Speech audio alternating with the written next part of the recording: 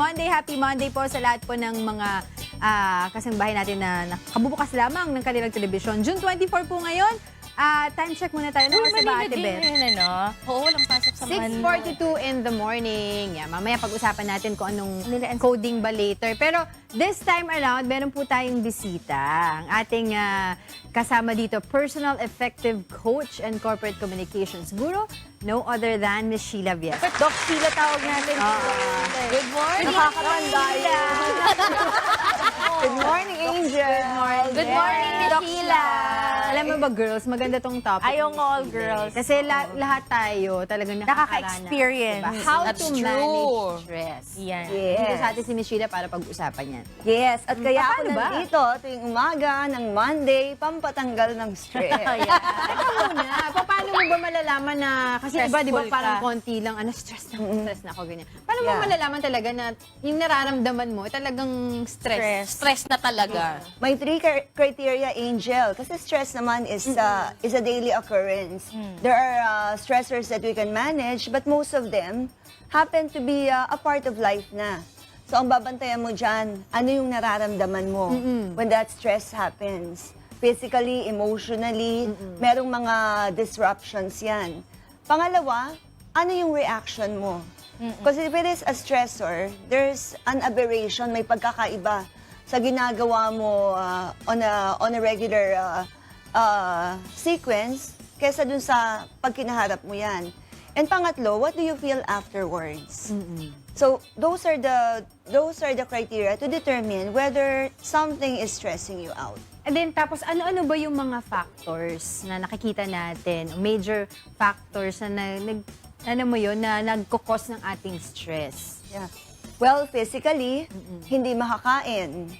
Pero karaniwan, napapalakas ang Sobrang kain. pagkain. Napapalakas ang kain. Emotionally, you can feel drained or overwhelmed. And of course, may mga symptoms yan when it comes to how you're feeling that will definitely manifest in terms of illness o kaya headache. You feel uneasy, hindi ka makapag-function normally. So, may it be a situation or a person. Yes. Yan, ang mga bagay, Ayan, di ba? Yan oo. yung mga nagkukos sa atin ng stress. So, paano That's mo ba right. mamamanage? I-manage. Kasi parang in this day, di ba, in this modern time, parang lahat tayo nakaka-experience ng stress and wala na tayong chance to avoid it ata. Paano ba Correct. mamamanage? So, ang pag-uusapan na lang natin, Managing na lang. Yes, and it boils down to the right outlook, no, Angel? Kasi nga, as you said, stressors are a part of life. So kung hindi mo tatanggapin yan, definitely you'll be more stressed. Yeah. Because you have this idyllic version of reality. Paglabas mo, talagang may traffic, may mga taong bastos, may mga chismis kang maririnig, may mga activities ka na hindi mo gusto. So these stressors that you can do something about in terms of changing your reaction to them, i-manage mo. For instance, when it comes to your day-to-day activities, it's really just a matter of attending to what you can address. Because procrastination is one main enemy of our daily healthy living. Pag dinelay mo ng dinelay, hindi mo pinabayaan mo lang na mag-brew siya, lalaki lang ng lalaki. But if you nip it in the bud, hinarap mo yung kaya mong i-address, then whether it's chismis o pagdidisiplina sa mga bata o pagbabawas ng panonood ng sobrang Netflix, pagpe-Facebook ng todo-todo, o kaya pagpaprocess ng mga chismis na hindi mo naman kontrolado, then it will keep going on. So there's one thing I learned, no? Kasi wala ako, di ba, I work in the morning, tapos wala akong helper sa bahay. Cook, I drive, like Diego Castro. I take care of my children, di ba? Parang, as I cook pa, parang sobrang hirap, sa sobrang daming gagawin every day, kakagising mo pa lang, isipin mo pa lang, ang dami mo nang gagawin. Parang nakakapagod na But what I isipin mo learned, pa lang. Miss Sheila, kasi hindi ko talaga kayang tapusin ng isang araw lang, unahin ko yung pinaka-importante na hindi po pwedeng hindi gawin ngayon na. Tapos yung iba, yun na lang delay ko. Kasi hindi ko po pwedeng i-force yung sarili ko na tapusin kasi mamamatay talaga ako. Hindi ko talaga kaya. So what I learned is, I prioritize things. Diba? Siyempre, yung mga bata, yung unang-una. They have to eat, so I have to cook, diba? So yun, everyday battle. And that's the intelligent way of dealing with stress. Because stress can be... stress is neutral naman. Intelligent. Kasi importante, Miss Sheila, talaga, you identify your stressor. And then Oo. somehow, kung hindi mo talaga, i-manage mo siya, kung hindi talaga mamamanage, i-delete mo na. What if it's yung the stressor person? na yun. Paano pa yun? Iwasan mo na. Talagang kapartner ng day-to-day activities natin, yung relationships. yan. And we have to make sure that we're surrounding ourselves with people who are not only supportive, but who we would like to be with. May mga pagkakataon kasi reklamo tayo ng reklamo, pero Doon ka pa rin dikit naman naman ng dikit, di ba? What if, So, if that person is a family member na you cannot avoid because kasama mo sa bahay? Dugo. family members, I believe, are our karmic responsibilities. Nandiyan na sila eh. Mahalin mo na lang, di ba? Tanggapin mo na lang. Tanggapin mo. Embrace them. Oo, kasi whether it's relatives or mga kapatid, tuwing reunion naman magkikita kayo. So, stress you can manage by taking it positively or negatively. Kaya may use stress or distress. So the people in your life, how you relate with them, and how you manage accommodating their requests, how you distance kung kailangang mag-distance, will determine how healthy your day will go. Pero Miss Sheila, paano naman let's say kung kasama mo sa trabaho, tapos talagang siya yung main source of stress mo, dapat bang i-confront ko? Dapat bang iwasan mo? Ano ba yung dapat na approach kapag ganun? It's mostly mind conditioning, Kikay. And of course, acceptance. Ano ba yung role nitong taong to sa buhay mo, sa trabaho Stressin mo? ka. Oo. Kung stressin ka, it's none of your business kung ano yung gagawin niya. Because at the end of the day, he or she being a big stressor, mas masakit siya sa ulo niya. Di ba? Mas masakit siya sa Dapat sarili daw niya. lagi mong sasabihin sa sarili mo, dun sa tao nagpapastress sa'yo, para meron kang self-care, is yung sasabihin mo sa kanya, you do not have power over me. Yeah. Para hindi I mo like hindi that. kanya hindi kanya mas-stress. Yung Yes. kumbaga pa nakikita mo pa lang siya nasi-stress. Kasi in that way, parang you are revolving your world to that person already. Di ba tama? Correct. At idagdag mo pa dyan sa you have no power over me, you are your biggest responsibility.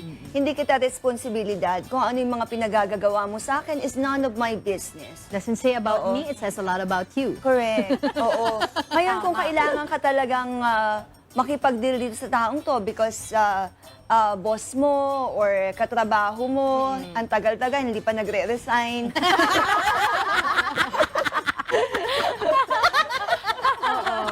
Then, it's conditioning. You have to set your mind. Anyway, mahal mo naman yung trabaho mo.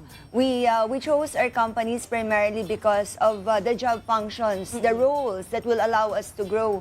But the tendency is we usually have situations of people leaving because of other people. Ngayon, hindi ka naman pwedeng magpalipat-lipat ng trabaho dahil lang may nakaka-stress sa'yo. So managing the situation by surrounding yourself with results-driven individuals, productive individuals, mentors, yung mga taong mapaghihingahan mo ng sama ng loob. Kasi tao lang naman, syempre.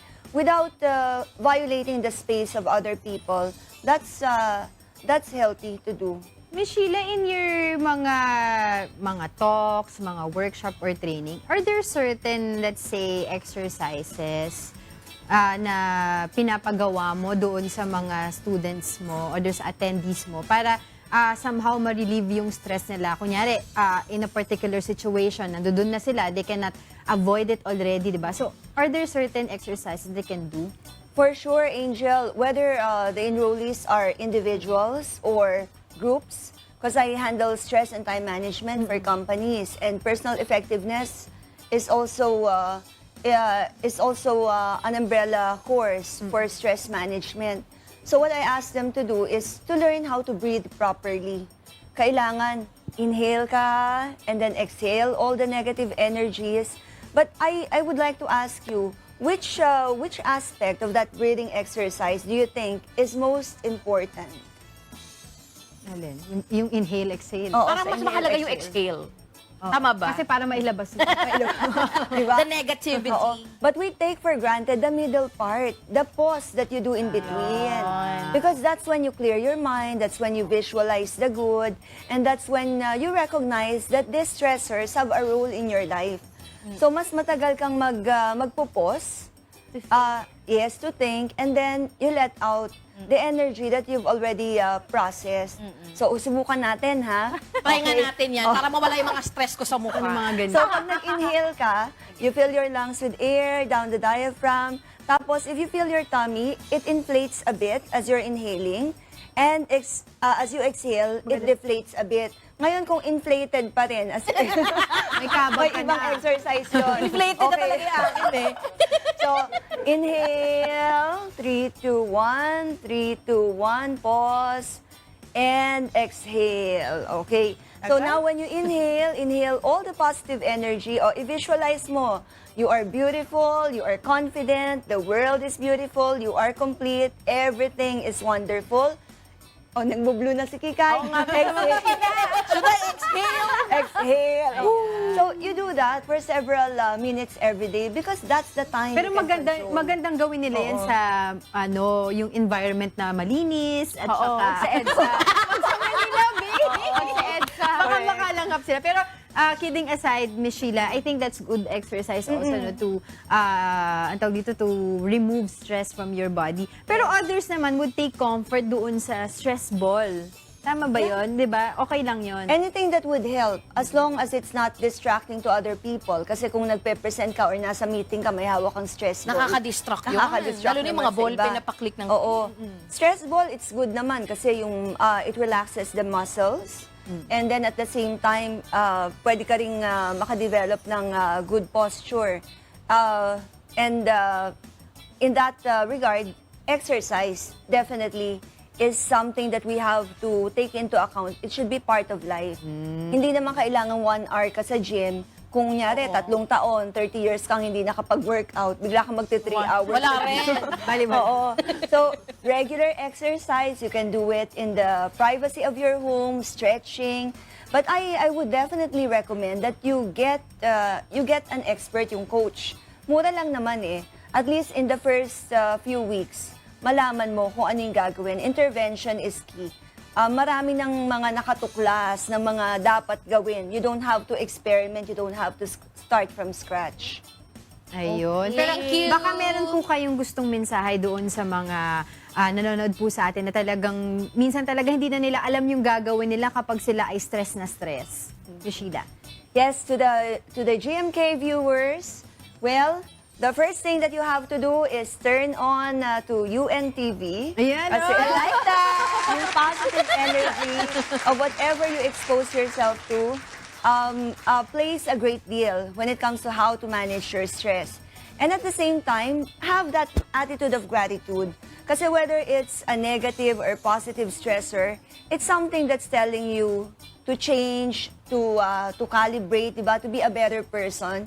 So with the right mindset and attitude, you can make the most of every life situation, even if it is a stressor.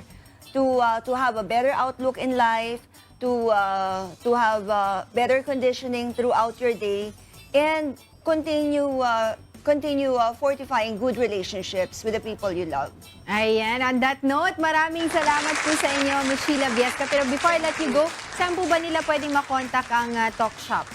Please get in touch with us for any personal effectiveness, leadership training, personality development requirements of your family members and teams at 0917-877-5588, landline 894-5588.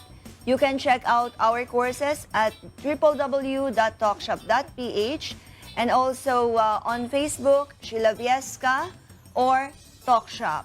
Ayun. Maraming salamat po sa inyo, Miss Sheila Viesca.